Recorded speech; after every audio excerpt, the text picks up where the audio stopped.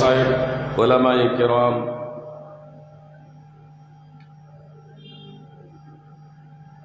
মালদা থেকে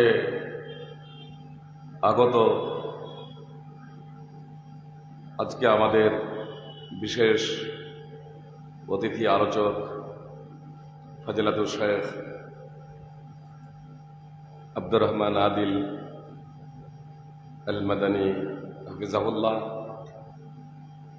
সুপ্রিয় ভাই ও বোনদের জানাই আন্তরিক শুভেচ্ছা ও অভিনন্দন। আমরা সকাল থেকেই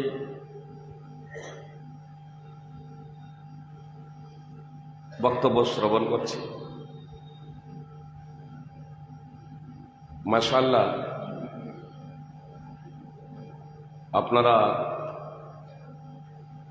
আমার আগে যিনি বক্তব্য রাখলেন তিনিও দেশে পড়ার পরে মদিনা ইউনিভার্সিটি থেকে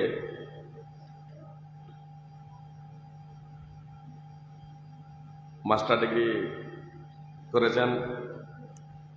কোরআনের হাফেজ, কোরআন পাঠ দেখেই আপনারা বুঝতে পারছিলেন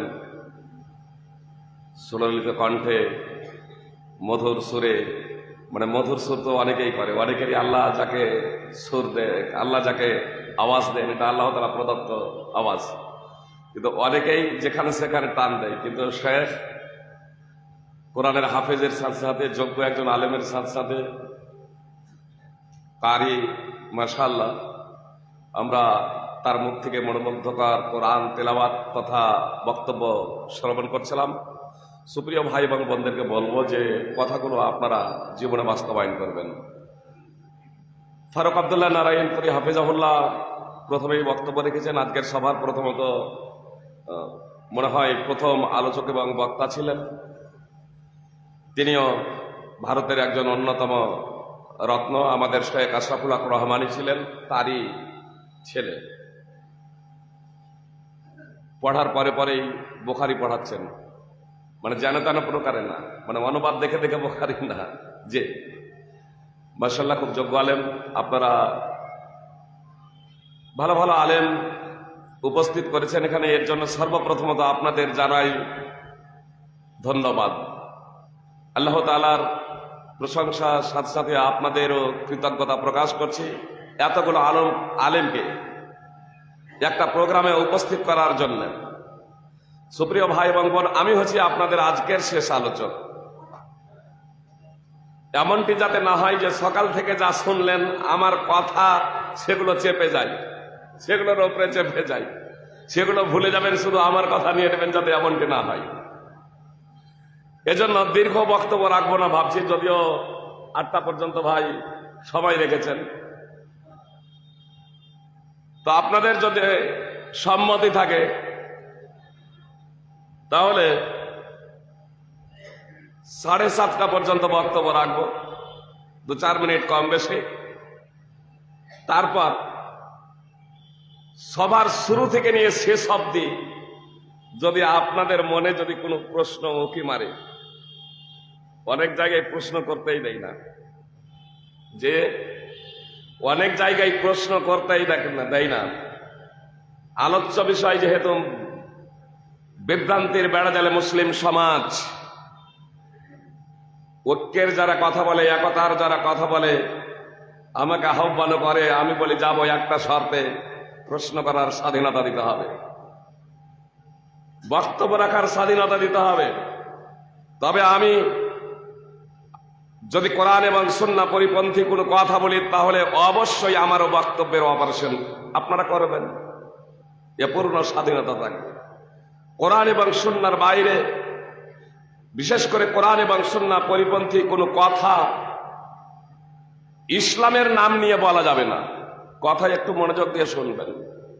কেউ যখন ইতিহাস পড়ে, কেউ যখন ভূগোল পড়ে, কেউ যখন বিজ্ঞান পড়ে, কেউ যখন উপন্যাস পড়ে, তখন কিন্তু সেটাকে ধর্ম দিন মনে করে পড়ে না। অনেকেই বলে যে ইতিহাসে তো ভেজাল আছে, তাহলে ইতিহাস পড়তে নিষেধ করছেন না কেন? ভূগোলে তো ভেজাল আছে, বিজ্ঞানেও তো কিছু ভুল ত্রুটি রয়েছে, তাহলে তা পড়তে নিষেধ করছেন না কেন? তো ওগুলোকে কেউ ধর্ম মনে করে কিন্তু অধ্যয়ন করে না, ধর্ম মনে করে ওগুলো কেউ পাঠ করে না, ওগুলো পড়ে কেউ বিভ্রান্ত হবে এমনটি না। কিন্তু ইসলামের নাম নিয়ে, পবিত্র কোরআন এবং সুন্নাহর নাম দিয়ে যদি বক্তব্য পরিবেশন করা হয় তাহলে জনগণ বিভ্রান্ত হবে, এটা স্বাভাবিক, এটা স্বাভাবিক। আজ মুসলিম জাতি বিভ্রান্তির বেড়া জালে এতটাই আমরা হাবুডুবু খাচ্ছি যে আমার আলোচ্য বিষয়ের আলোচনা যদি বলি যে মহাসমুদ্র, সমুদ্রের বালুকণার সমপরিমাণ, তা থেকে মাত্র কয়েকটি আপনাদের সম্মুখে পরিবেশন করব, তাহলে এটা বাড়াবাড়ি হবে না। কথা একটু মনোযোগ দিয়ে শুনবেন। আমি সাধারণভাবে কিছু কথা আপনাদের সম্মুখে পরিবেশন করব, আপাতত সেই সব কথাগুলো যে কথা, যে আকীদা, যে মানহাজ, যে বিশ্বাসের কারণে আজকে আমরা দিশেহারা, আজকে আমরা পথহারা, আজকে আমরা বিভ্রান্ত, আজকে আমরা পবিত্র কোরআন এবং সুন্নাহর লক্ষ্য এবং উদ্দেশ্য থেকে বহু দূরে অবস্থান করছি। শুধু আপনাদের বলবো কথাগুলো একটু মনোযোগ দিয়ে শুনবেন, বিষয়টা আপনাদের কাছে স্পষ্ট হয়ে যাবে ইনশাআল্লাহ। আপনাদের সম্মুখে আমি যে আয়াত তেলাওয়াত করেছি সূরা বাকারা 2 নম্বর সূরার 111 এবং 112 নম্বর আয়াত, খুতবায়ে মাসনুনার পরে পরে আমি এটা পাঠ করেছি। আজ মুসলিম সমাজে সব থেকে বড় বিভ্রান্তি, সব থেকে বড় অজ্ঞতা, সব থেকে বড় কুসংস্কার তথা সব থেকে মুসলিম জাতি বিভ্রান্তিতে হাবুডুবু খাচ্ছে বর্তমানের এ আহলে হাদিস হোক, বর্তমানের আহলে হাদিস বলছি, কোরআন সুন্নাহর মাধ্যমে আহলে হাদিসের কথা বলছি না, সাধারণভাবে আমাদের আহলে হাদিস সমাজ হোক, অন্যান্য যে কোনো জামাত হোক, যে কোনো মাযহাব হোক, যারা নিজেদেরকে মুসলিম বলে দাবি করে, সিংহভাগ মানুষ প্রায় বিভ্রান্তিতে আমরা হাবুডুবু খাচ্ছি। আমরা মুসলমান, মুসলমান ছাড়া কেউ জান্নাতে যাবে না। আমরা মুসলমান, মুসলমান ছাড়া কেউ জান্নাতে যাবে না। যে লা ইলাহা ইল্লাল্লাহ বলেছে সে একদিন জান্নাতে যাবে। জান্নাত জাহান্নাম যদি সত্য হয়, জান্নাত জাহান্নাম যদি সত্য হয়, কবরের আযাব যদি সত্য হয়, বাস্তবিকই যদি আল্লাহর অস্তিত্ব থেকে থাকে, তাহলে তো আমরা লা ইলাহা ইল্লাল্লাহ বলেছি, না হয় মোল্লারাই একটু আগে জান্নাতে যাবে, আমরা শাস্তি ভোগ করার পরে একটু পরে জান্নাতে যাব। আমাদের অনেক মানুষের এই ধারণা আছে না নাই? আপনার হানাফি, শাফি, মালিকি, হাম্বলি সকলের নামাজ পড়তে বললে নামাজ পড়ে কি হবে? নামাজ পড়ে খেতে পাওয়া যাবে নাকি? ধর্ম শিক্ষা করে কি হবে? ধর্ম শিক্ষা তো এটা তো ভিখারি বিদ্যা, ভিখারি বিদ্যা। যে আমাকে এই কথা বলেছিল, আমাকে যখন আব্বা বললেন যে মাদ্রাসায় পড়তে দেব, সম্পর্কিত আমার এক দাদি বলেছিলেন, হ্যাঁ রে একরামুল, তোর ঘরে কি খাবার নেই? এর হাত পা আছে, তোর ঘরে খাবার আছে, অথচ কেন তুই এই ছেলেটাকে ভিখারি বিদ্যা শিক্ষা দেবে? যার ঘরে খাবার নেই, যার হাত পা ন্যাংরা, যে কানা, সে মাদ্রাসায় পড়াশোনা করবে। শেষ পর্যন্ত আব্বা অটল থাকলেন এই কথাতেই যে না, আমি আমার ছেলেকে আরবি পড়াবো। আমার অনেকগুলো ছেলে, অন্তত একটা ছেলে আরবি পড়ুক। আব্বা অবশ্য প্রতিবাদ করেছিলেন এই বলে যে ভিখারি বিদ্যা বলছো কেন? ইসলামী শিক্ষা এটা তো প্রত্যেক মুসলিমের শিখা অপরিহার্য কর্তব্য। আমরা যে কোনো কারণেই হোক না কেন তা থেকে আজ দূরে আছি। এটা ধর্মীয় শিক্ষা, আমাদের শিক্ষা জানা একান্ত কর্তব্য। আর আমার অনেকগুলো ছেলে, অন্তত একটা ছেলে আরবিক লাইনে পড়াশোনা করুক, অন্তত আমার ইন্তেকালের পরে কেউ যদি আমার জন্য দোয়া করে, হয়তো এই ছেলেটা আমার জন্য দোয়া করবে।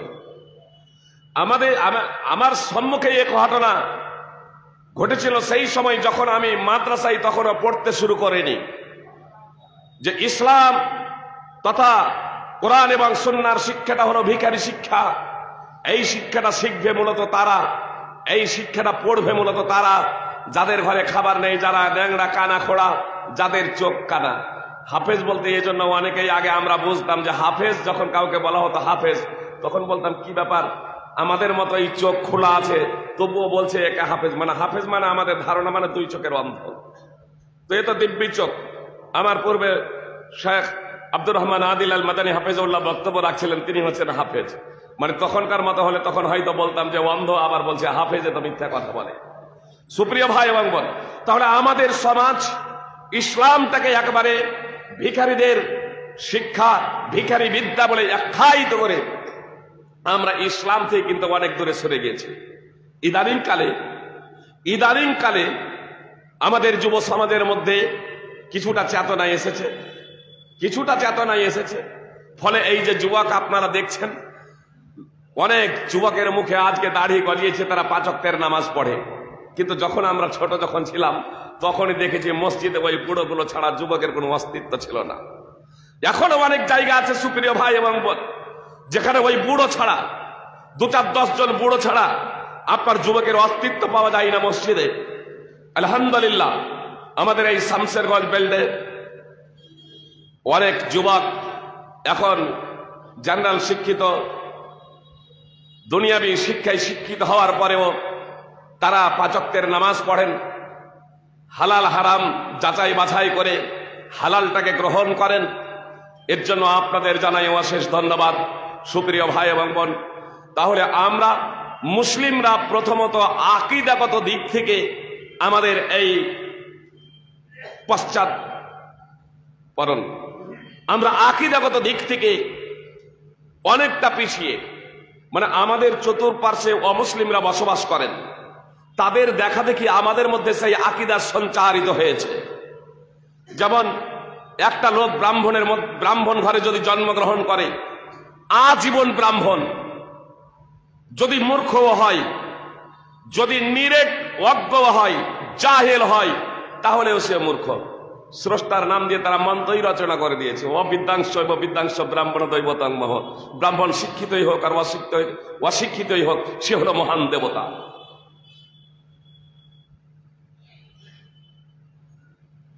তাদের আকীদা, তাদের বিশ্বাস আজ আমাদের মুসলিমদের ঘরে ঘরে। এজন্য এই 21 শতাব্দীতে বেঞ্চে বসাকে কেন্দ্র করে রক্তপাত হয়ে যাচ্ছে, যে একটা নিম্ন শ্রেণীর জাতপাত বর্ণ বৈষম্যের কারণে ব্রাহ্মণের পার্শ্বে যদি একজন শূদ্র যদি বসে যায়, নাকে ঘুষি মেরে রক্তপাত করে, একই টিউবওয়েল বা একই কুয়ার পানি পান করার জন্য আজকে ওই অপদস্থ হতে হচ্ছে এক শ্রেণীর মানুষকে। আপনার মন্দিরে প্রবেশের অধিকার সবারই নাই। যে ইন্দিরা গান্ধীকেও সব মন্দিরে প্রবেশ হতে দেওয়া হয় নাই। আরো যদি খবর যদি রাখেন, এই 21 শতাব্দীতে আমাদের রাষ্ট্রপতিকে বর্তমানে আরে একজন শূদ্র আদিবাসী, আমাদের মাননীয় রাষ্ট্রপতি, ভোটের রাজনীতির কারণে তাকে রাষ্ট্রপতি বানানো হয়েছে, এটা স্বতন্ত্র ব্যাপার। সংসদ ভবন যে উদ্ভাবন হয়েছিল পূজা পাঠের মাধ্যমে, সেখানে তাকে আমন্ত্রণ জানানো হয়েছিল। কি বলছেন আপনারা? আমি অবশ্য বেশি দুনিয়া সম্পর্কে অবগত নাই। আপনার সংসদ ভবন, যেটা নতুন কোটি কোটি টাকা খরচ করে সংসদ ভবন নতুন করে তৈরি করা হলো, রাষ্ট্রপতির মতো একজন মহামান্য ব্যক্তিকে সেখানে আমন্ত্রণ জানানো হয়েছিল? কেন হয়নি? একজন রাষ্ট্রপতি সেখানে আমন্ত্রিত হবেন না, এটা কেন? তিনি যদি ব্রাহ্মণ হতেন, শূদ্র না হয়ে অন্য কোন কেউ হতেন, তাহলে অবশ্যই তিনি আমন্ত্রিত হতেন, এটা জেনে রাখবেন। যেহেতু ওই উদ্বোধনী অনুষ্ঠানে পূজা পাঠ হচ্ছে, আর সেই পূজায় আপনার তার অধিকার নেই, এজন্য তাকে আমন্ত্রণ জানানো হয়নি। সুপ্রিয় ভাই এবং বোন, আমি আপনাদেরকে এই কথাটা শুধু এজন্যই বলতে চাচ্ছি যে তাদের সেই ধারণা আমাদের মাঝে সঞ্চারিত হয়েছে, আমাদের মাঝে সঞ্চারিত হয়েছে যে আমরা মুসলমান, মুসলমান ছাড়া কেউ জান্নাতে যাবে না। আর আমরা মুসলমান, কেন মুসলমান? আমরা মুসলমান ঘরে জন্মগ্রহণ করেছি, অতএব আমরা মুসলমান। যেমন ব্রাহ্মণ ঘরে জন্মগ্রহণ করলে আজীবন ব্রাহ্মণ, শূদ্রের ঘরে জন্মগ্রহণ করলে আজীবন শূদ্র, অনুরূপ ভাবে মুসলমানরা ভাবতে শুরু করেছে মুসলমান ঘরে জন্মগ্রহণ করেছে আজীবন মুসলমান। অথচ এই ধারণাটা যে সম্পূর্ণ ভুল। আপনারা একাধিকবার শুনেছেন নূহ আলাইহিস সালাম, বিখ্যাত নবী, তার ছেলে কাফের, তিনি তাকে বাঁচাতে পারবেন না। নূহ এবং লূত আলাইহিস সালামের স্ত্রীরা, আপনার কাফেরা, একজন স্ত্রী কাফেরা হওয়ার কারণে তারা তাদের স্ত্রীদের বাঁচাতে পারবেন না। সুপ্রিয় ভাই এবং বোন, তাহলে সম্পর্ক বা ঔরস জাত হওয়ার কারণে আপনার মুসলমান হওয়া যায় না। নবীর ঘরে জন্মগ্রহণ করে নবী যদি না হয়, ন্যূনতম মুসলমান হতো না, মুসলমান থাকতো না। তাহলে নবীর ঘরে জন্মগ্রহণ করে যদি ন্যূনতম মুসলমানও না হওয়া যায়, তাহলে আমরা মুসলমান ঘরে জন্মগ্রহণ করেছি, আমরা মুসলমান কেমনে? এটা চূড়ান্ত বাস্তব কথা যে মুসলিম ছাড়া কেউ জান্নাতে যাবে না। নবী সাল্লাল্লাহু আলাইহি সাল্লাম বলেছেন, বেলাল রাদিয়াল্লাহু তাআলা আনহুকে ঘোষণা দিয়ে দাও, ইন্নাহু লা ইয়াদখুলুল জান্নাতা ইল্লা নাফসুম মুসলিমা, মুসলিম ছাড়া কেউ জান্নাতে যাবে না। সহিহ বুখারী হাদিস নম্বর 3062, সহিহ মুসলিম হাদিস নম্বর 111। কিন্তু মুসলিম তো আমাকে আপনাকে হতে হবে। মুসলিম ঘরে জন্মগ্রহণ করেছি বলে আমরা বলছি আমরা জান্নাতে যাব। ইহুদি এবং খ্রিস্টান এরা বনি ইসরাইলের বংশধর। আল্লাহ তাআলা অনেক নবী রাসূল প্রেরণ করেছেন, যে সমস্ত নবী রাসূলের কথা আল্লাহ তাআলা নাম উল্লেখ করেছেন পবিত্র কোরআনে, তার সিংহভাগ নবী রাসূল এসেছিলেন বনি ইসরাইলে। তাই বনি ইসরাইলে অনেক নবী রাসূল এসেছিলেন বলে ইহুদি এবং খ্রিস্টানেরা গর্ব করে বলতো। তাদের কথাটা আল্লাহ পবিত্র কোরআনে নকল করেছেন। আল্লাহ বলছেন, ওয়াকালু লা ইয়াদখুলাল জান্নাতা ইল্লা মান কানা হুদান আও নাসারা। ইহুদি এবং খ্রিস্টানেরা বলে ইহুদি ও খ্রিস্টান হওয়া ছাড়া জান্নাতে যাওয়ার জন্য বিকল্প কোনো পথ নেই। কেউ যদি জান্নাতে যেতে চায়, কেউ যদি স্বর্গে যেতে চায়, তাহলে তাকে ইহুদি হতে হবে অথবা খ্রিস্টান হতে হবে। তাকে ইহুদি হতে হবে অথবা খ্রিস্টান হতে হবে। আজকে মুসলমানরা যে নতুন ভাবে একটা দল তৈরি করলো, তারপরে বলছে সাহাবায়ে কিরাম বিচ্যুত হয়ে গিয়েছিলেন, সঠিক পথ থেকে দূরে সরে গিয়েছিলেন। কেউ বলছে সাহাবায়ে কিরাম কাফের হয়ে গিয়েছিলেন। কেউ বলছে আমরা জান্নাতি, ওরা জাহান্নামী। ওরা বলছে তোরা জাহান্নামী, আমরা জান্নাতি। এইভাবে মুসলমান আজ নানা দলে বিভক্ত হয়েছে না হয়নি? আজ নানা দলে বিভক্ত হয়েছে। প্রত্যেকেই দাবি করে আমরাই হচ্ছি হক, আমরাই হচ্ছি সত্যবাদী, আমরাই হচ্ছি জান্নাতের দাবিদার। ইদানিং আবার এক শ্রেণীর মানুষ তৈরি হয়েছে, আরে সবাই জান্নাতি, যেহেতু সবাই মুসলমান, কালেমা পড়েছে যে সে মুসলমান, অতএব কালেমা পড়েছে যে সে মুসলমান, সবাই জান্নাতি। অতএব এ নিয়ে মারামারি করার, এ নিয়ে তর্ক বিতর্ক করার কোনো ব্যাপার নেই। মধ্যখান থেকে কাদিয়ানি এসে মির্জা গোলাম মোহাম্মদ কাদিয়ানি এই সুযোগে বলল যে আমি হলাম ইমাম মেহেদী, আমি হলাম ঈসা, আমি হলাম নবী। সবাই যখন জান্নাতি, তবে আমার অনুসারীরা আরো বেশি জান্নাতি। যে মুসলমানরা জোরসে আমিন না আস্তা আমিন একে কেন্দ্র করে মসজিদ ভাগাভাগি করে, আপোষে রক্ত ঝরায়, যে মুসলমানেরা উমুকপন্থী তুমুকপন্থী একই জামাতের একই দলের হওয়া সত্ত্বেও আপনার রক্তপাত ঘটে, রক্তপাত করে, ইজতেমাই করে, মসজিদে করে, তারাই আবার হয়ে যায় কাদিয়ানি। সুপ্রিয় ভাই এবং বোন, এক হাতে মুসাফা না দুই হাতে মুসাফাকে কেন্দ্র করে যারা মসজিদ ভাগাভাগি করে, তারা বলে তারা আবার হয়ে যায় আজকে কাদিয়ানি। কিছু কিছু ব্যক্তি এটা হচ্ছে কেমনে? আসলে মুসলিম সমাজ চরম অজ্ঞতা ও বিভ্রান্তির শিকার। এই বিভ্রান্তির শিকার ফলে তারা পথ হারা, ইমান হারা, ইসলাম হারা হয়ে তারা ধর্মচ্যুত ও মুরতাদ হয়ে মৃত্যুবরণ করছে। সুপ্রিয় ভাই এবং বোন, কথা একটু মনোযোগ দিয়ে শুনবেন। আমি শুধু বিভ্রান্তি বলে যাব না, ইনশাল্লাহ আপনাদের সম্মুখে আমি তার সমাধান দিয়ে যাব পবিত্র কোরআন এবং সুন্নাহর আলোকে। আর আমি বলেছি যে আমি শুধু বক্তব্য রাখবো তাই নয়, আমার বক্তব্য দুটো টাইমে বিভাজন হবে। আপনাদের জন্য একটা উন্মুক্ত প্রশ্ন উত্তর থাকবে, আপনারা প্রশ্ন করবেন, জানা থাকলে ইনশাল্লাহ তার জবাব দেওয়ার প্রচেষ্টা করব। সুপ্রিয় ভাই এবং বোন, তাহলে মুসলিম জাতি আজ নানা দলে বিভক্ত, যার কাছে যা আছে তা নিয়ে সে সন্তুষ্ট এবং সে তা নিয়েই মনে করে আমি হচ্ছি হক পথের পথিক, বাকিরা হচ্ছে ভুলের উপরে প্রতিষ্ঠিত।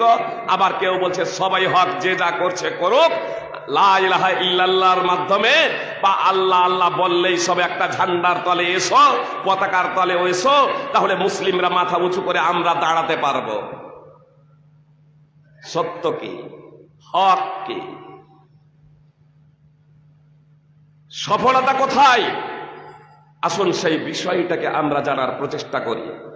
আমি আপনাদের বলেছি, ইহুদি এবং খ্রিস্টানেরা বনী ইসরাইলের বংশধর হওয়ার কারণে বনী ইসরাইলে অনেক নবী রাসূল আল্লাহ প্রেরণ করেছিলেন। সেই কারণে ইহুদি এবং খ্রিস্টানেরা গর্বের সহিত বলতো, ইহুদি অথবা খ্রিস্টান ছাড়া কেউ জান্নাতে যাবে না।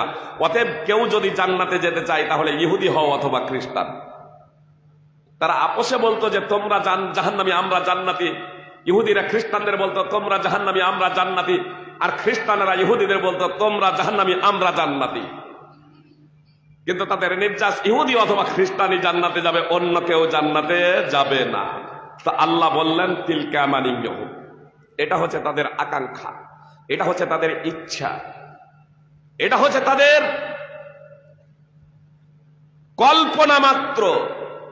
কুল হাতু বুরহানাকুম ইন কুনতুম সাদিকিন, মুহাম্মদ সাল্লাল্লাহু আলাইহি সাল্লাম আপনি তাদেরকে বলে দিন, তোমরা যদি তোমাদের দাবিতে সত্যবাদী হও তাহলে দলিল প্রমাণাদি পেশ করো। তোমরা যে বলছো যে ইহুদি অথবা খ্রিস্টান ছাড়া কেউ জান্নাতে যাবে না, জান্নাতে যেতে হলে ইহুদি অথবা খ্রিস্টান হতে হবে। তো জান্নাতে যেতে হলে ইহুদি খ্রিস্টান হতে হবে, দলিল পেশ করো, দলিল পেশ করো। ইহুদি খ্রিস্টান দলিল পেশ করতে ব্যর্থ হয়েছে। আল্লাহ তাআলা জানিয়ে দিলেন জান্নাতে যাবে কে, জান্নাতে যাবে কে। যে কোনো মাযহাব, যে কোনো মাসলাক, যে কোনো সংগঠনের হন না কেন, জান্নাতে যদি যেতে চান তাহলে কথাটা একটু মনোযোগ দিয়ে শুনুন। বিভ্রান্তির বেড়াজাল থেকে আপনাকে বের হয়ে আসতেই হবে যদি আপনি জান্নাতে যেতে চান। আল্লাহ বলছেন বালা, কেন নয়, কেন নয়, বরং বালা, বরং জান্নাতে যাবে কে সেই প্রসঙ্গে আল্লাহ বলছেন মান আসলামা ওয়াজহাহু লিল্লাহি ওয়া হুয়া মুহসিনুন ফালাহু আজরুহু ইনদা রাব্বিহি ওয়ালা খাউফুন আলাইহিম ওয়ালা হুম ইয়াহজানুন। বরং সেই জান্নাতে যাবে, বরং সেই জান্নাতে যাবে যে নিজেকে সমর্পণ করেছে আল্লাহর জন্যে, যে নিজের মুখমণ্ডলকে অর্পণ করেছে আল্লাহর জন্যে, যে নিজেকে সঁপে দিয়েছে আল্লাহর জন্যে, যে আত্মসমর্পণ করেছে একমাত্র আল্লাহর জন্যে, সৎকর্ম পরায়ণ হয়ে ভালো কাজও করেছে, কোরআন এবং সুন্নাহ মোতাবিক আমলও করেছে। নিজেকে সমর্পণ করে দেওয়ার পরে, নিজেকে সমর্পণ করে দেওয়ার পরে সে সৎ কর্ম করেছে। আল্লাহ বলছেন তার জন্য তার প্রতিপালকের কাছে রয়েছে নেকি, সওয়াব, পুণ্য। তারা ভয়ভীত হবে না, তারা দুঃখিত হবে না। সূরা বাকারা 2 নম্বর সূরার 111 এবং 112 নম্বর আয়াত। সুপ্রিয় ভাই এবং বোন, আল্লাহ কি বললেন? বরং জান্নাতে যাবে সেই পুরুষ ও মহিলা, বরং জান্নাতে যাবে সেই পুরুষ ও মহিলা যে নিজেকে সমর্পণ করেছে, যে নিজেকে সঁপে দিয়েছে আল্লাহর কাছে সৎকর্ম পরায়ণ হয়ে। আমি আপনি কোনো কাজকে যতই সৎ বলি না কেন, আমি আপনি কোনো কাজকে যতই ভালো বলি না কেন, সেটা ভালো হতে পারে না ততক্ষণ পর্যন্ত যতক্ষণ না সেটা পবিত্র কোরআন এবং সুন্নাহর অনুকূলে হবে। পবিত্র কোরআন এবং সুন্নাহ দ্বারা তা সাব্যস্ত হবে, পবিত্র কোরআন এবং সুন্নাহ দ্বারা তা প্রণীত হবে, ততক্ষণ পর্যন্ত সেটা সৎ ভালো হতে পারে না। প্রত্যেক খতিব যখন খুতবা প্রদান করেন, আমিও পাঠ করেছি, আমার মনে হয় আমার আগে যতগুলো আলোচক আলোচনা করেছেন প্রত্যেকেই পাঠ করেছেন। ইমাম সাহেব যখন মেম্বারে উঠেন জুমার দিনে, প্রত্যেক ইমাম তখন পাঠ করেন, নবী সাল্লাল্লাহু আলাইহি সাল্লামের ভাষাতেই পাঠ করেন। কুল্লু মুহদাসাতিন বিদআহ ওয়া কুল্লু বিদআতিন দালালাহ ওয়া কুল্লু দালালাতিন ফিন্নার। দিনের বিষয়ে প্রত্যেকটা নব আবিষ্কৃত বিষয় হলো গুমরাহি। দিনের বিষয়ে প্রত্যেকটা নব আবিষ্কৃত বিষয় হলো বিদআত। আর প্রত্যেকটা দিনের বিষয় নব আবিষ্কৃত বিষয় হলো গুমরাহি, ভ্রষ্টতা। আর প্রত্যেক গুমরাহি ও ভ্রষ্টতার পরিণাম হলো জাহান্নাম। এটা আমরা প্রত্যেকটা খাতেই পাঠ করে থাকি। সুপ্রিয় ভাই ও বোন, আমরা কিন্তু এইটুকুর অনুবাদ করি না। কি বলছেন? আল্লাহ রাসূল সাল্লাল্লাহু আলাইহি সাল্লামের কথাটুকু নকল করি, কিন্তু আমরা এইটুকুর অনুবাদ করি না। কি বললাম? ধর্মের ব্যাপারে প্রত্যেকটা নব আবিষ্কৃত বিষয় হলো গুমরাহি ও ভ্রষ্টতা। আর প্রত্যেকটা গুমরাহি ও ভ্রষ্টতার পরিণাম হলো জাহান্নাম। সুনানে নাসাই শেষের অংশটুকু ব্যতীত সহিহ মুসলিম, আবু দাউদ বিভিন্ন হাদিস গ্রন্থে রয়েছে। ইমাম বাইহাকির আল মাদখাল হাদিস নম্বর 191, আব্দুল্লাহ ইবনে উমর রাদিয়াল্লাহু তাআলা আনহু বলছেন, কুল্লু বিদআতিন দালালাহ ওয়া ইরাহান নাস হাসানা।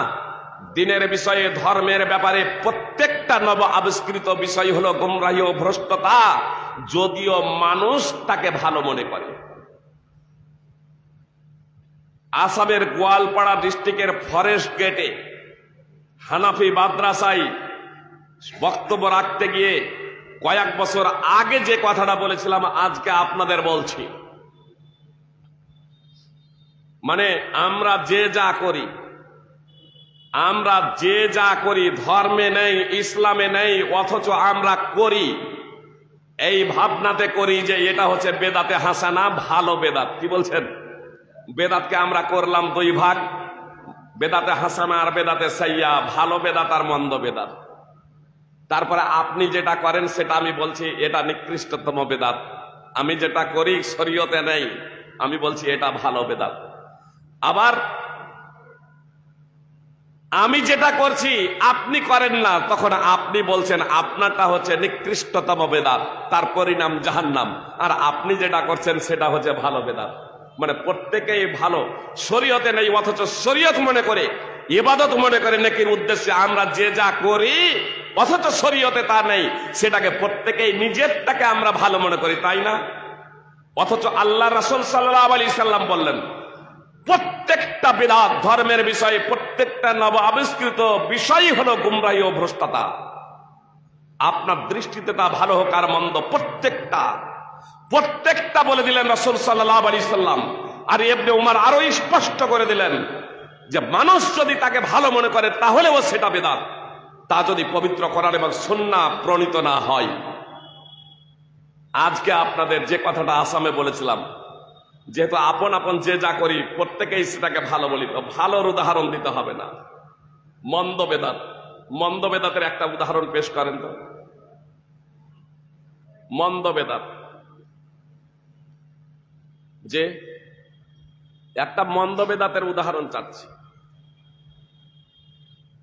আমাদের এলাকাতে ফরজ নামাজের পরে প্রচলিত পদ্ধতিতে দোয়া করাকে কেন্দ্র করে আমরা কত এমাম তাড়াতাড়ি করলাম, তাই না? কি বলছি, হয়েছে না হয়নি? একটু তাড়াতাড়ি বলেন, সুবিধা হবে। মন্দ বেদাত, খারাপ বেদাতের একটা উদাহরণ দেন, ভালো বেদাত বলতে হবে না। সমস্ত ওলামা ইকরাম এ বিষয়ে একমত যে নবী সাল্লাল্লাহু আলাইহি সাল্লাম তার 23 বছর জীবনীতে একদিনও হাত উঠিয়ে ফরজ নামাজের পরে দোয়া করেননি, এবং সাহাবায়ে কেরাম আমিন আমিন বলেননি। আল্লাহ রাসূল এভাবে করতে বলেননি, সাহাবায়ে কেরাম এভাবে করেননি। এ বিষয়ে আমরা সবাই একমত। তারপরে বলছি কাজটা তো ভালো, মন্দ নয়, কাজটা তো ভালো। তো এজন্য আর ভালোর উদাহরণ দিতে হবে না, মন্দের উদাহরণ দেন।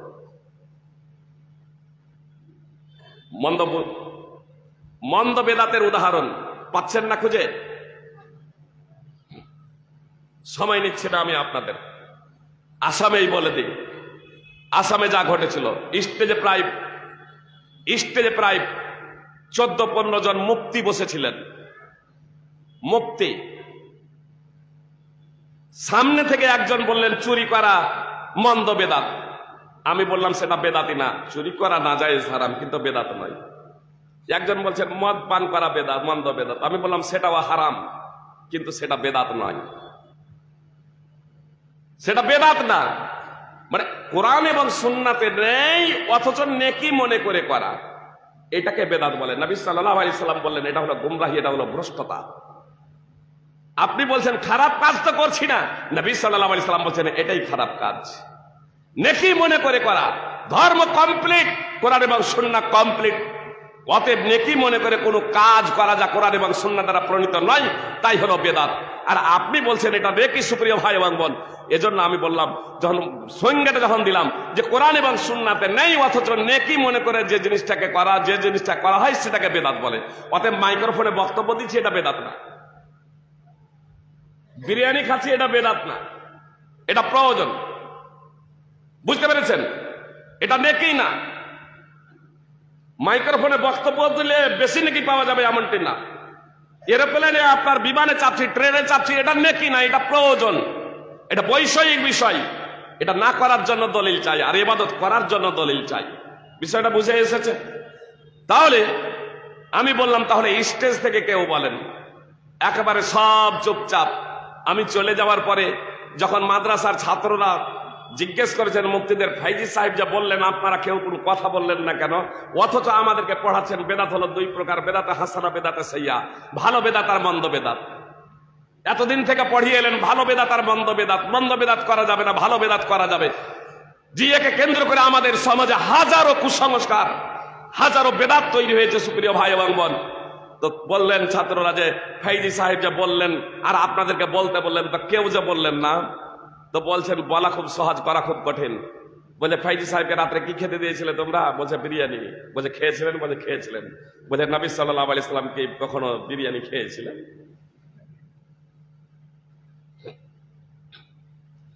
কথা মনোযোগ দিয়ে শুনুন। আল্লাহ আমাদেরকে সৃষ্টি করেছেন তার ইবাদতের জন্য। আল্লাহ বলছেন, ওয়া মা খালাকতুল জিন্না ওয়াল ইনসা ইল্লা লিয়াবুদুন, আমি মানুষ এবং জিনকে সৃষ্টি করেছি আমার ইবাদতের জন্য, আমার তাওহীদ প্রতিষ্ঠার জন্য। সূরা যারিয়াত 51 নম্বর সূরার 56 নম্বর আয়াত। ওয়াল্লাযী খালাকা লাকুম মা ফিল আরদি জামিআ, আর আল্লাহ বলছেন পৃথিবীতে যা কিছু আছে সবকিছু সৃষ্টি করেছি তোমাদের জন্য। মানুষ, তোমাদের জন্য পৃথিবীতে যা কিছু আছে সবকিছু সৃষ্টি করেছি। সূরা বাকারা 2 নম্বর সূরার 29 নম্বর আয়াতের অংশ বিশেষ। সুপ্রিয় ভাই এবং বোন, পৃথিবীতে যা কিছু আছে সবকিছু আল্লাহ আমাদের জন্য তৈরি করেছেন। এখন কোন জিনিসকে যদি হারাম বলতে হয় তাহলে তার জন্য দলিল চাই, হালাল বলার জন্য না, বৈধ বলার জন্য না, অবৈধ বলার জন্য। কিন্তু ইবাদতের জন্য আল্লাহ তাআলা যেহেতু আমাদেরকে সৃষ্টি করেছেন, তার জন্য আমাদের জন্য আল্লাহ বিধানও দিয়ে দিয়েছেন।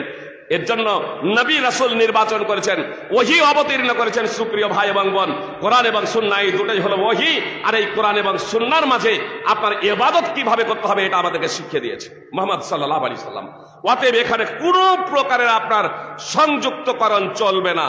কিন্তু দুনিয়ার কোনো বিষয়, বৈষয়িক কোনো বিষয়কে আমি আপনি কথাই কথাই হারাম বলতে পারি না, যতক্ষণ না সেই বিষয়ে দলিল উপস্থিত হবে, পবিত্র কোরআন থেকে দলিল থাকবে, ততক্ষণ পর্যন্ত আমরা কোনো বিষয়কে নিজের পক্ষ থেকে হারাম বলতে পারি না। ফল কথা, বৈষয়িক বিষয়ে না করার জন্য দলিল চাই, দুনিয়াবী বিষয়ে, পার্থিব বিষয়ে কোনো কাজ না করার জন্য দলিল চাই, আর ইবাদতের ক্ষেত্রে করার জন্য দলিল চাই। ইবাদতের ক্ষেত্রে করার জন্য দলিল চাই। আপনি একটা ইবাদত, কোনো কাজ করছেন ইবাদত মনে করে, আর সেটা কোরআন সুন্নাহ দ্বারা প্রণীত নয়, তার পশ্চাতে কোরআন সুন্নাহর কোনো দলিল নেই, তো দলিল না থাকাটাই হলো আপনার জন্য সেই কাজটা করার জঘন্যতম বিদআত। অতএব আমাদেরকে বিভ্রান্তির দিকে বেরিয়ে আসতে হবে। সুপ্রিয় ভাই এবং বোন, এক শ্রেণীর মানুষ মনে করে আত্মসমর্পণ করেছি, আশহাদু আল্লা ইলাহা ইল্লাল্লাহ ওয়া আশহাদু আন্না মুহাম্মাদান আবদুহু ওয়া রাসূলুহু। আজকে তো এই কালেমা শাহাদাতের প্রথম পাঠটাকে, প্রথম অংশটাকে ভিক্ষা চাহার মন্ত্র হিসেবেই অনেকেই ব্যবহার করছে। বুঝতে পারলাম না, এই কালেমা শাহাদাত লা ইলাহা ইল্লাল্লাহ ভিক্ষা চাইছে, আল্লাহু আকবার, সুবহানাল্লাহ ভিক্ষা চাইছে, যেন এগুলো তাসবিহ, জিকির, আজকার, লা ইলাহা ইল্লাল্লাহ এগুলো যেন ভিক্ষা চাহার মন্ত্র। আল্লাহ হেফাজত করুক ভিখারীদের, আল্লাহ তাদের হেদায়েত দান করুক। সুপ্রিয় ভাই এবং বোন, লা ইলাহা ইল্লাল্লাহ এটা ভিক্ষা চাহার মন্ত্র। সারাদিন সারা রাত জিকির করে না করে আল্লাহু আলাম, যখন লোক দেখে তখনই লা ইলাহা ইল্লাল্লাহ, হাত যখন পাতে তখন লা ইলাহা ইল্লাল্লাহ। এর জন্য লা ইলাহা ইল্লাল্লাহ আসে নাই। সুপ্রিয় ভাই এবং বোন, আফজালুজ যিকরি লা ইলাহা ইল্লাল্লাহ, যত জিকির আছে শ্রেষ্ঠতম জিকির হলো লা ইলাহা ইল্লাল্লাহ। আর সেই লা ইলাহা ইল্লাল্লাহ এটা হচ্ছে একটা বিপ্লবী বাক্য। সুপ্রিয় ভাই এবং বোন, এই লা ইলাহা ইল্লাল্লাহটা কি? আপনি লা ইলাহা ইল্লাল্লাহও পড়বেন, মূর্তি পূজাও করবেন, লা ইলাহা ইল্লাল্লাহও পড়বেন, মুহাম্মদ সাল্লাল্লাহু আলাইহি সাল্লামের কাছে প্রার্থনাও করবেন, লা ইলাহা ইল্লাল্লাহও বলবেন, আপনি ওয়ালি আউলিয়ার কাছে প্রার্থনাও করবেন, বিপদ আপদ থেকে উদ্ধারের জন্য তাদের কাছে প্রার্থনা করবেন, দোয়া করবেন। আর আপনি লা ইলাহা ইল্লাল্লাহও পড়বেন, আপনার মন্দিরে গিয়ে মাথাও ঠুকবেন, লা ইলাহা ইল্লাল্লাহও বলবেন, সকল ধর্ম যার যার উৎসব সবার আপনি এ কথাও বলবেন, আপনি লা ইলাহা ইল্লাল্লাহও বলবেন। আর তারপরে বলবেন যে পৃথিবীতে যত ধর্ম আছে সব ধর্ম সঠিক, আসলে আপনার মতো নিরেট মূর্খ জগতে আর কেউ নেই। লা ইলাহা ইল্লাল্লাহ এর জন্য আসেনি। লা ইলাহা ইল্লাল্লাহর তাৎপর্য তো হলো যে আল্লাহ ছাড়া সত্য কোনো উপাস্য নেই। আল্লাহ ছাড়া সত্য কোনো উপাস্য নেই। তো খ্রিস্টানেরা ঈসা আলাইহিস সালামের উপাসনা করে, তৃতীয়বাদে তারা বিশ্বাসী, ঈসা আলাইহিস সালামের মূর্তি তারা বানিয়েছে। জি, তো সেই ধর্ম সঠিক হয় কি করে? ইহুদিরা উযাইরকে আল্লাহ তাআলার বেটা পুত্র বলে বিশ্বাস করে, খ্রিস্টানরা ঈসা আলাইহিস সালামকে আল্লাহর পুত্র বলে সাব্যস্ত করে। সুপ্রিয় ভাই এবং বোন, এবং মুশরিকরা তারা আপনার মূর্তি পূজা করে। আপনার অনেক মুসলমান কালিমায়ে শাহাদাত পড়েছে, তারপরে মুহাম্মদ সাল্লাল্লাহু আলাইহি সাল্লামের কবরের পাশে গিয়ে ওখানে তো আর চিৎকার করে বলতে পারে না, মানে দাঁড়াতেই দেয় না, বলার সুযোগ নেই। এজন্য আপনার কাবাতেও যখন চক্কর দেয়, কাবার যখন মসজিদে হারামের যখন তাওয়াফ করে, আপনি দেখবেন তাদের মুখ থেকে বের হয়ে আসে ইয়া শেখ আব্দুল কাদের জিলানী, ইয়া হাসান, ইয়া হুসাইন বলে তারা সম্বোধন করে। মাদাদ, আপনি আমাদের সাহায্য সহায়তা করুন। যে মক্কার মুশরিক থেকে এরা এক কদম আগে, মক্কার মুশরিক থেকে এরা এক কদম আগে। লা ইলাহা ইল্লাল্লাহ তো মুখে বলে, কিন্তু লা ইলাহা ইল্লাল্লাহ কি এটা তারা বুঝে না। সুপ্রিয় ভাই এবং বোন, লা ইলাহা ইল্লাল্লাহর তাৎপর্য হলো আল্লাহ ছাড়া সত্য কোনো উপাস্য নেই। তাহলে যারা আল্লাহকে বাদ দিয়ে অন্যান্য উপাস্যের উপাসনা করছে, আপনি লা ইলাহা ইল্লাল্লাহর মাধ্যমে সেটাকে প্রত্যাখ্যান করছেন, আর তারপরে বলছেন সব ধর্ম সঠিক। তাহলে লা ইলাহা ইল্লাল্লাহকে আপনি না বুঝে লা ইলাহা ইল্লাল্লাহ পাঠ করেছেন। জি, লা ইলাহা ইল্লাল্লাহ না বুঝেই পাঠ করেছেন।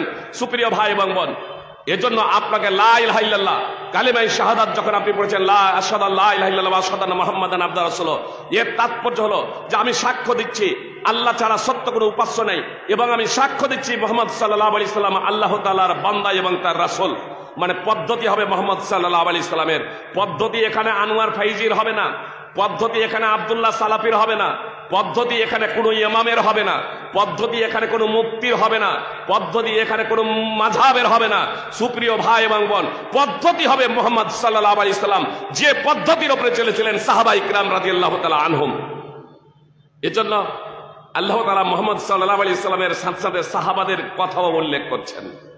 ওয়া মান ইউশাকিক রাসূলা মিন বাদি মা তাবায়্যানা লাহুল হুদা ওয়া ইয়াত্তাবি গায়রা সাবিলিল মুমিনিনা নুওয়াল্লিহি মা তাওয়াল্লা ওয়া নুসলিহি জাহান্নামা ওয়া সাআত মাসীরা। সূরা নিসা 4 নম্বর সূরার 115 নম্বর আয়াত আল্লাহ তাআলা স্পষ্টভাবে বলছেন, সুস্পষ্ট হেদায়েতের পরে যে কেউ রাসূল সাল্লাল্লাহু আলাইহি সাল্লামের বিরুদ্ধাচরণ করবে এবং মুমিনদের পথকে ছেড়ে দিয়ে অন্য পথে ধাবমান হবে, আল্লাহ বলছেন আমি তাকে সেদিকেই যেতে দেব এবং তাকে জাহান্নামে নিক্ষেপ করবো। এটা কতই না নিকৃষ্ট স্থান। সূরা নিসার 115 নম্বর আয়াত। সুপ্রিয় ভাই এবং বোন, আল্লাহ এখানে মুহাম্মদ সাল্লাল্লাহু আলাইহি সাল্লামের বিরুদ্ধাচরণের সাথে সাথে সাহাবাদের পথের বিরুদ্ধাচরণের কথা বলেছেন, সাহাবাদের পথের বিরুদ্ধাচরণের কথা বলেছেন। আজকে অনেকেই বলে সাহাবা থেকে কি আমরা কম বুঝি? কেউ ডাইরেক্ট তাদের কাফের বলে। জি, আপনার ইরানের যে শিয়া, এদের সিংহভাগ আপনার সাহাবা ইকরাম রাদিয়াল্লাহু তাআলা আনহুমকে 3-4 জন সাহাবী বাদ দিয়ে সবগুলোকে কাফের বলে। আবু বকর উমর রাদিয়াল্লাহু তাআলা আনহুম মাকে ও কাফের তারা বলে আখ্যায়িত করে। তাদের বইপত্রই আপনারা অধ্যয়ন করবেন। জি, আল হুকুমাতুল ইসলামিয়া আয়াতুল্লাহ খোমেনির ইরানের শিয়া বিখ্যাত বই, তার আল হুকুমাতুল ইসলামিয়া অধ্যয়ন করবেন। 3য় সংস্করণ 52 পৃষ্ঠা। তিনি লিখছেন, আমাদের মাযহাবের অন্যতম গুরুত্বপূর্ণ বিষয় হলো যে আমাদের ইমামদের জন্য এমন মাহাত্ম্য এবং মর্যাদা রয়েছে যা কোনো নিকটবর্তী ফেরেশতাও পেতে পারে না, কোনো নবী রাসূলও না। নাউযুবিল্লাহি মিন যালিক। মানে ইমামকে শুধু যেমন ওইদিকে একদিকে শিয়ারা বাড়িয়েছে, তো এইদিকে আমাদের এই সুন্নিরা এরাও বাড়িয়েছে, যে এক পায়ে দাঁড় হয়ে পূর্ণ কোরআন পড়ে নিলেন, 40 বৎসর এশারের উযুকে ফজরের নামাজ আদায় করলেন। বিভ্রান্তির তো সীমা থাকা চাই। আনাস বিন মালিক রাদিয়াল্লাহু তাআলা আনহু সূত্রে বর্ণিত, নবী সাল্লাল্লাহু আলাইহি ওয়াসাল্লামের বার্ধাঙ্গিনীদের নিকটে 3 জন সাহাবী এসে জিজ্ঞেস করছেন আল্লাহ রাসূল সাল্লাল্লাহু আলাইহি ওয়াসাল্লামের ইবাদত কেমন ছিল। বললেন তারা নবী সাল্লাল্লাহু আলাইহি ওয়াসাল্লামের ইবাদতকে একটু কম মনে করলো। তারা ভাবলো যে নবী সাল্লাল্লাহু আলাইহি ওয়াসাল্লাম তো নবী, রাসূল সাল্লাল্লাহু আলাইহি ওয়াসাল্লাম তো রাসূল, তার আগের পরের গুনাহ মাফ, আর আমরা তো সাধারণ বান্দা, আমরা তো সাধারণ মানুষ, আমাদের এত অল্প ইবাদত করলে হবে না, আমাদের বেশি বেশি ইবাদত করতে হবে। একজন বলল আমি সারা রাত ধরে তাহাজ্জুদের নামাজ আদায় করব। মুহাম্মদ সাল্লাল্লাহু আলাইহি ওয়াসাল্লাম বলেছিলেন, মুহাম্মদ সাল্লাল্লাহু আলাইহি ওয়াসাল্লাম বলেছিলেন, আমার রাগিবান সুন্নতি ফালাইসা মিন্নি, যে কেউ আমার সুন্নাত বিমুখ হবে, আমি রাত্রে নামাজও পড়ি আবার নিদ্রাও যাই, ঘুমায়ও, যে কেউ সারা রাত ধরে তাহাজ্জুদের নামাজ পড়বে সে আমার আদর্শভুক্ত হবে না। সহিহ বুখারী 5063 এবং সহিহ মুসলিম 1401 নম্বর হাদিস। সুপ্রিয় ভাই এবং বোন, 1402 নম্বর হাদিস। তাহলে এত দ্বারা স্পষ্ট হয়ে গেল যে আমরা ভক্তরা আলাদা আলাদা দল তো তৈরি করলাম, আর তাকে এমন ভাবে জনগণ সমাজের মানুষের কাছে তুলে ধরলাম যাতে জনগণ আল্লাহর নবী সাল্লাল্লাহু আলাইহি ওয়াসাল্লামের মাসলাক, মানহাজ এবং সাহাবায়ে কিরাম রাদিয়াল্লাহু তাআলা আনহুমদের মানহাজকে ছেড়ে দিয়ে যার কাছে যা আছে সেটুকু নিয়েই সন্তুষ্ট থাকে। ইদানিং কালে শুধু তারা নয়, আমাদের মধ্যেও কিছু কিছু ব্যক্তি বলতে শুরু করেছে, আরে মুসলিমরা একদিন বলে এলো, আহলে হাদিসরা বলে এলো, অনেকেই বলে এলো, মানে হানাফিও বলে, শাফিও বলে, মালিকিও বলে, হাম্বলিও বলে, শুধু আহলে হাদিসরা বলে না। নবী সাল্লাল্লাহু আলাইহি ওয়াসাল্লামের বিখ্যাত উক্তি, বনী ইসরাইল 72 ভাগে বিভক্ত হয়েছিল, আহলি কিতাবরা 72 ভাগে বিভক্ত হয়েছিল, আমার উম্মত 73 দলে বিভক্ত হবে, 72টা দল যাবে জাহান্নামে, মাত্র একটা দল যাবে জান্নাতে। ফেসবুকে যারা নজর দিয়েছেন, নজর রেখেছেন, দৃষ্টি রেখেছেন, ইদানিং কেউ কেউ আমাদের মাঝেই বলতে শুরু করেছে, এই আব্দুল্লাহ বিন আমর বিন আস রাদিয়াল্লাহু তাআলা আনহু সূত্রে বর্ণিত হাদিস, নবী সাল্লাল্লাহু আলাইহি ওয়াসাল্লাম যে বলেছেন বনী ইসরাইল 72 দলে বিভক্ত হবে আর আমার উম্মত 73 দলে বিভক্ত হবে, 72 দল যাবে জাহান্নামে, একটা দল যাবে জান্নাতে। যখন জিজ্ঞেস করা হলো কোন দলটা যাবে জান্নাতে, তখন রাসূল সাল্লাল্লাহু আলাইহি ওয়াসাল্লাম বললেন মা আনা আলাইহি ওয়া সাহাবী, আমি এবং আমার সাহাবায়ে কিরামদের যে আদর্শ, আমার এবং আমার সাহাবায়ে কিরামদের যে আকীদা বিশ্বাস, এই আকীদা এবং বিশ্বাস যাদের হবে এই দলটাই যাবে জান্নাতে। বলছে হাদিসের সনদ জয়ীফ, প্রমাণিত না। মানে যে যা করছো করো সবাই জান্নাতে, যে যা করছো করো সবাই জান্নাতে। সুপ্রিয় ভাই এবং বোন, কথা খুব মনোযোগ দিয়ে শুনুন। যে হাদিসটি পেশ করলাম সুনানে তিরমিজি থেকে তারা পেশ করে থাকেন, এই হাদিসটি, এটি সুনানে তিরমিজির হাদিস নম্বর 2641 নম্বর হাদিস। ওর মধ্যে ওই হাদিসের সনদে একজন বর্ণনাকারী আছে আব্দুর রহমান বিন জিয়াদ আল ইফরিকি। নিঃসন্দেহে সে জয়ীফ বর্ণনাকারী, এজন্য তার সনদটা জয়ীফ। কিন্তু এ হাদিসটা শুধু সেই সূত্রেই বর্ণিত আছে এমন নয়। মুহাম্মদ সাল্লাল্লাহু আলাইহি ওয়াসাল্লামের উম্মত 73 দলে বিভক্ত হবে, 72 দলই যাবে জাহান্নামে, মাত্র একটা দল যাবে জান্নাতে। শুধু ওই আব্দুল্লাহ বিন আমর বিন আস রাদিয়াল্লাহু তাআলা আনহু সূত্রেই বর্ণিত আছে এমনটি নয়, বরং অন্যান্য সূত্র হাদিস বর্ণিত আছে, এবং সেই সূত্রগুলো আপনার বিশুদ্ধ সূত্র। সুপ্রিয় ভাই এবং বোন, সেই বিষয়ে তখন তারা কোনো কথাই বলে নাই। আপনার সুনানে ইবনে মাজাহ হাদিস নম্বর 3952, 3992 ও 93। সুনানে ইবনে মাজাহ আব বিন মালিক এবং আনাস বিন মালিক রাদিয়াল্লাহু তাআলা আনহুমা সূত্রে বর্ণিত হাদিস। হাফেজ জুবাইর সহ আল্লামা নাসরুদ্দিন আলবানী এবং ইমাম বুসাইরি সহ মুহাদ্দিসিনে কেরাম হানাফি, শাফিঈ, মালিকি, হাম্বলি তারা সকলে এই হাদিসকে বিশুদ্ধ বলে আখ্যায়িত করেছেন। মুআবিয়া বিন আবি সুফিয়ান সুনানে আবি দাউদ হাদিস নম্বর 4597, এই হাদিসকে হাফেজ জুবাইর, আল্লামা নাসরুদ্দিন আলবানী, শোয়েব আরনাউত হাদিসের ভাষ্যকার, মুহাদ্দিসিনে কেরাম হানাফি, শাফিঈ, মালিকি, হাম্বলি তারা সহিহ বলে বিশুদ্ধ বলে আখ্যায়িত করেছেন, হাসান সনদ বলে আখ্যায়িত করেছেন। সুপ্রিয় ভাই এবং বোন, মুসনাদ আহমদ হাদিস নম্বর 16937, মুসনাদ আহমদের মুহাক্কিক শোয়েব আরনাউত তিনিও একে সঠিক বলে উল্লেখ করেছেন। মুহাম্মদ সাল্লাল্লাহু আলাইহি সাল্লাম বলেছেন যে বনি ইসরাইল 72 দলে বিভক্ত হয়েছিল, আর আমার উম্মত, আল্লাহ রাসূল সাল্লাল্লাহু আলাইহি সাল্লাম আল্লাহর কসম করে বলেছেন, আমার উম্মত তথা উম্মতে মুসলিমা, এই উম্মত আমার উম্মতেরা 73 দলে বিভক্ত হবে, 72 দল যাবে জাহান্নামে, মাত্র একটা দল যাবে জান্নাতে। নবী সাল্লাল্লাহু আলাইহি সাল্লাম কে জিজ্ঞেস করা হলো সেই দলটা কে? নবী সাল্লাল্লাহু আলাইহি সাল্লাম বললেন ওয়াহিয়াল জামাত, সেটা হলো জামাত, সেটা হলো জামাত। যে এ জামাত বলতে জামাতে ইসলামী আর অমুক জামাত আর তুমুক জামাত, এ জামাত না। কথা খুব মনোযোগ দিয়ে শুনুন। রাসূল সাল্লাল্লাহু আলাইহি সাল্লাম বললেন ওয়াহিয়াল জামাত। জামাত বলতে তাহলে কি বুঝাই? জামাত কাকে বলে? আব্দুল্লাহ বিন মাসউদ রাদিয়াল্লাহু তাআলা আনহু ইয়াকুদা, আব্দুল্লাহ ইবনে মাসউদ রাদিয়াল্লাহু তাআলা আনহু ইয়াকুদা হাদিস বর্ণনা করলেন, এমন নেতৃবৃন্দ আসবে যখন নামাজকে তার ওয়াক্ত থেকে, তার সময় থেকে বিলম্ব করে আদায় করবে। তো শ্রোতাদেরকে বলছেন যে তখন তোমরা সঠিক সময়ে নামাজটা আদায় করে নেবে, আবার তাদের সাথেও নামাজ আদায় করে নেবে, সেটা নফল হয়ে যাবে। এর আগে হাদিস বর্ণনা করেছিলেন আব্দুল্লাহ ইবনে মাসউদ রাদিয়াল্লাহু তাআলা আনহু ওই শ্রোতাদের সামনে যে নামাজকে গুরুত্ব দেবে, প্রথম ওয়াক্তে সঠিক সময়ে নামাজ আদায় করে নেবে। আব্দুল্লাহ ইবনে মাসউদ রাদিয়াল্লাহু তাআলা আনহু বলছেন একবার সঠিক সময়ে নামাজ আদায় করে নেবে, একবার বলছে ওই নেতৃবৃন্দ এমনও আসবে যে শরীয়ত বিরোধী কাজ করবে এবং নামাজকে তার ওয়াক্ত থেকে বিলম্ব করে আদায় করবে, আবার তার সাথেও আদায় করতে বলছে বিচ্ছিন্ন হয়ে। তো আবার কেমন উল্টাপাল্টা কথা আল্লাহ রাসূল সাল্লাল্লাহু আলাইহি সাল্লামের সাহাবী বলেন।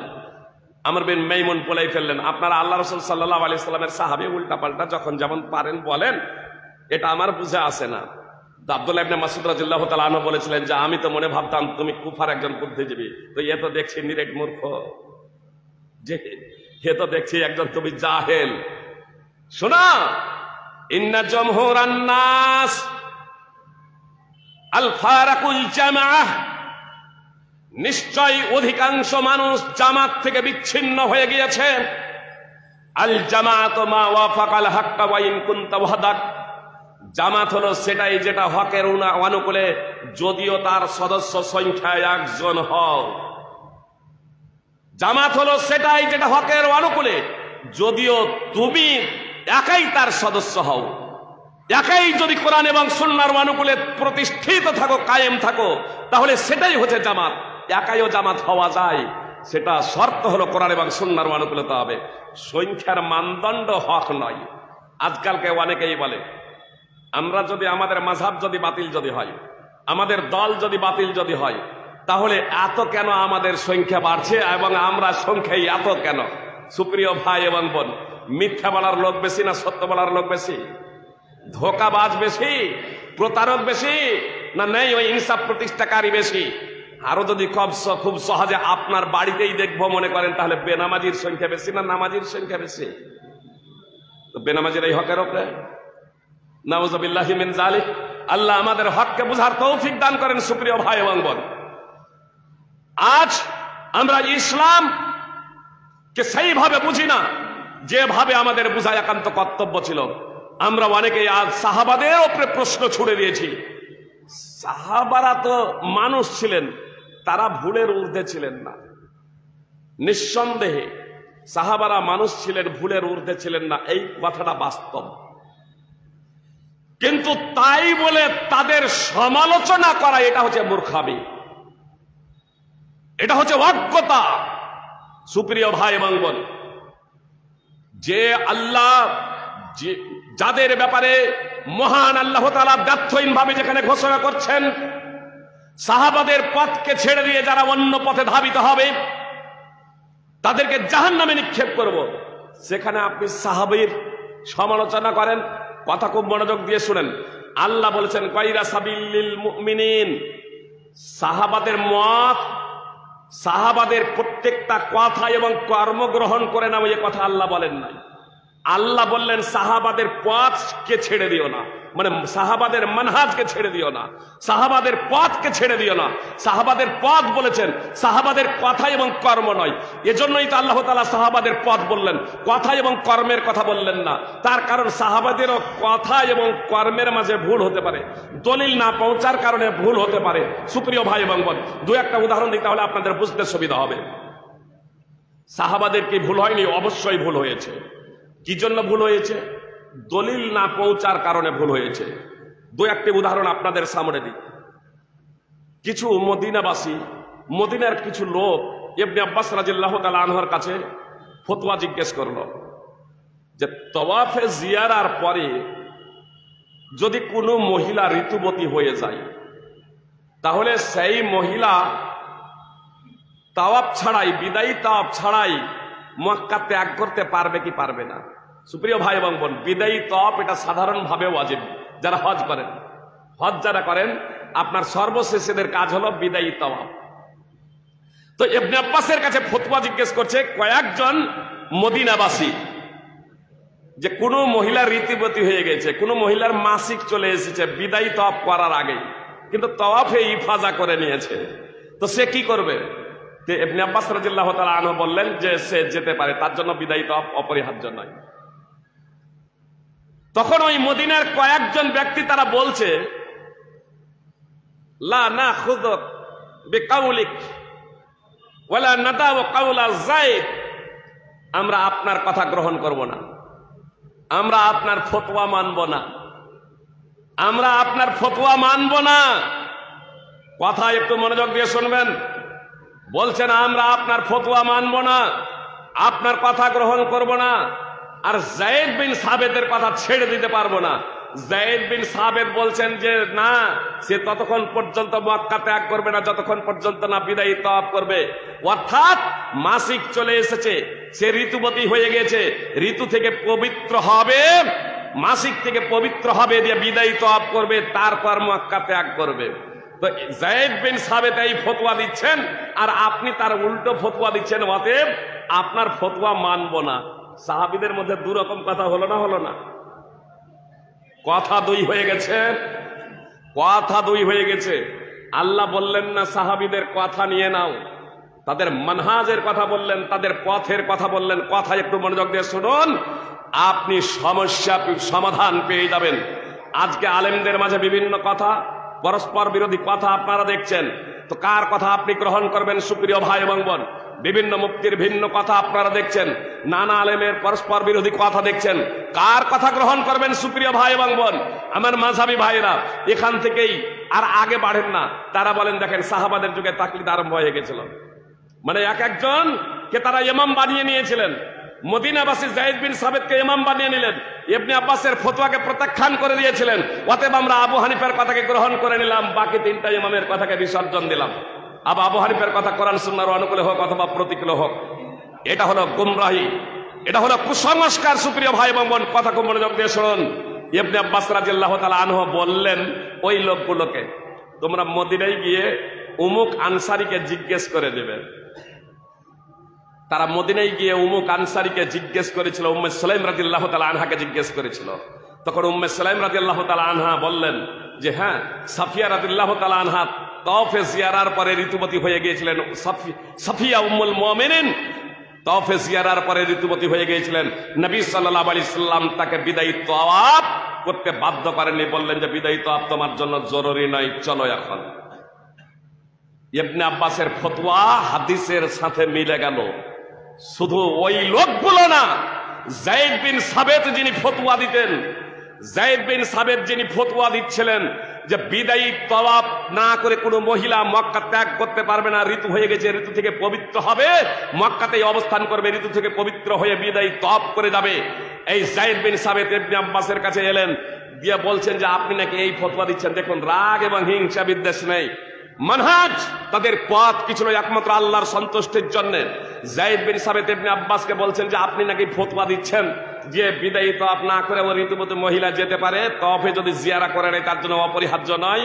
তো বলছে হ্যাঁ, যদি আপনার বিশ্বাস না হয় তো আপনি উম্মে সুলাইমকে, কোন বর্ণনায় আছে উমুক আনসারীকে, মানে দুটোই একই, উম্মে সুলাইম আনসারী, তো তাকে জিজ্ঞেস করে নেবেন। যায়েদ বিন সাবিত তার কাছে গেলেন, আর তাকে জিজ্ঞেস করার পরে হাসতে হাসতে আব্দুল্লাহ ইবনে আব্বাসের কাছে আসছেন, আর তারপরে বলছেন মা আরাকা ইল্লা কাদ সাদাক্তা, আপনি সঠিক কথাই বলেছেন, আপনার ফতোয়াই সঠিক। স্বয়ং যায়েদ বিন সাবিত তার ফতোয়াকে প্রত্যাহার করে নিলেন। যায়েদ বিন সাবিত ফতোয়াকে প্রত্যাহার করে নিলেন। সুপ্রিয় ভাই এবং বোন, সহিহ মুসলিম হাদিস নম্বর 2813, সহিহ মুসলিম হাদিস নম্বর 1328 এবং মুসনাদ আহমদ হাদিস নম্বর 1990। আব্দুল্লাহ ইবনে আব্বাস তিনিও ফতোয়াকে প্রত্যাহার করে নিয়েছেন।